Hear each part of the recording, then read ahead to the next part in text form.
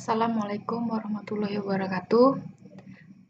Nama saya Revindana Arum, NIM 80 2017 0103, kelas 07 PT7. Saya di sini akan menjelaskan tentang lobby dan negosiasi.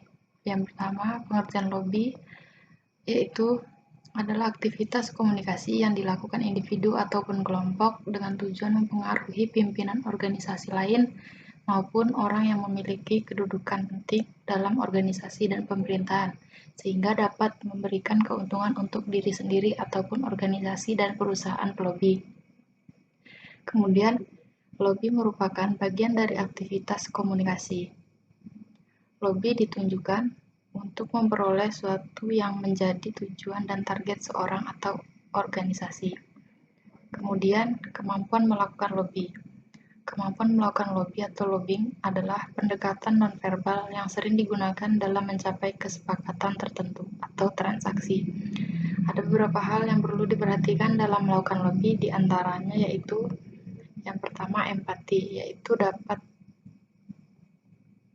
yang kedua buatlah janji untuk bertemu, jangan memaksa.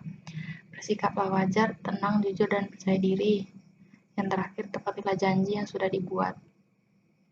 Kemudian pihak-pihak yang terlibat dalam lobby. Yang pertama, pelobi. Pelobi melakukan kegiatan lobby dengan tujuan mempengaruhi mereka yang menjadi sasaran lobby. Dalam melakukan kegiatan pelobi bisa dilakukan oleh individu atau kelompok.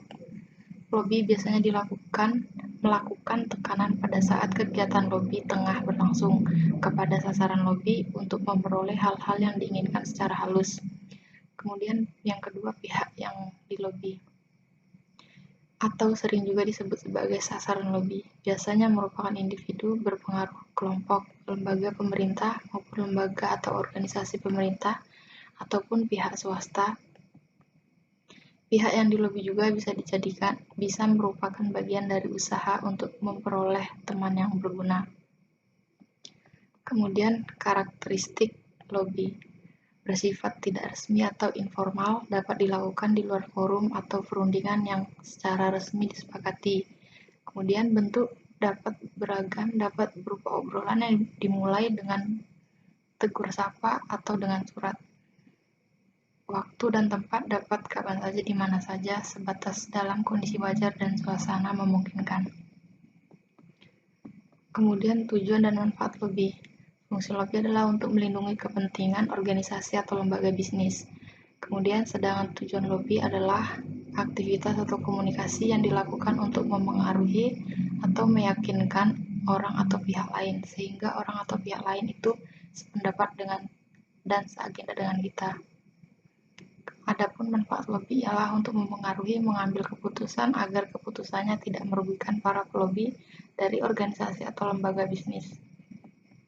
Kemudian pengertian negosiasi.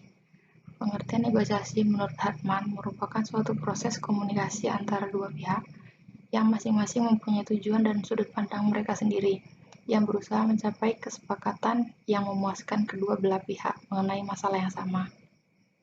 Sedangkan menurut Case, negosiasi adalah proses di mana paling sedikit ada dua pihak dengan persepsi, kebutuhan, dan motivasi yang berbeda, mencoba untuk bersepakat tentang suatu hal, demikian kepentingan bersama.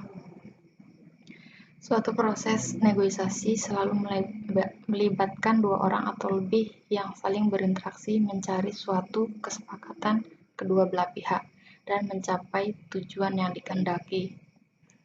Kemudian ada lagi proses bernegosiasi.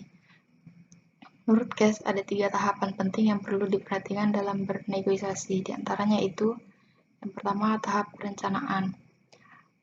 Tahap perencanaan negosiasi membutuhkan 3 tugas utama, yaitu merencanakan sasaran negosiasi, memutuskan strategi, dan memperjelas proses bernegosiasi.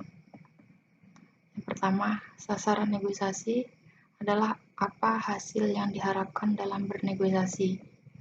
Yang kedua, strategi negosiasi adalah cara untuk atau teknik untuk mencapai tujuan bernegosiasi.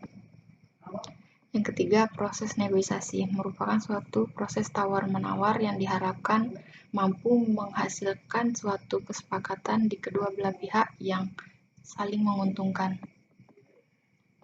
Kemudian tahap implementasi merupakan tahapan penerapan atau tindakan yang diperlukan agar mencapai sukses dalam bernegosiasi. Kemudian tahap peninjauan negosiasi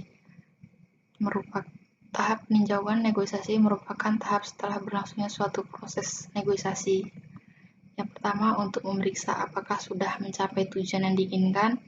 Kemudian, yang kedua, jika tidak, maka hal itu dapat menjadi pelajaran sekaligus pengalaman yang sangat berharga bagi negosiator. Yang ketiga, jika ya, maka pastikan apa ya sudah dilakukan dengan baik dan bangunlah kesuksesan. Selanjutnya, tipe negosiator. Negosiator curang atau ingin menang sendiri, negosiasi profesional, dan negosiator bodoh. Kemudian ada studi kasus dalam lobby. Lobby memiliki beberapa karakteristik, yaitu bersifat informal dalam berbagai bentuk. Lakunya juga beragam, dapat melibatkan pihak ketiga sebagai perantara, tempat dan waktu fleksibel, dan pendekatan satu arah oleh pelobby. Ada beberapa cara untuk melakukan lobby, baik yang legal maupun ilegal, secara terbuka maupun tertutup atau rahasia, secara langsung ataupun tidak langsung. Sebagai contohnya, upaya penyuapan yang dapat dikategorikan sebagai lobby secara langsung, tertutup, dan ilegal. Lobby semacam ini jelas melanggar hukum, namun karena sifat tertutup atau rahasia agak sulit untuk membuktikannya. Contoh, kasus-kasus lobby pemenangan tender dengan pendekatan gula-gula atau wanita. Itulah penjelasan dari saya. Jika ada kurang dan salahnya, saya mohon maaf. Saya akhiri. Wassalamualaikum warahmatullahi wabarakatuh.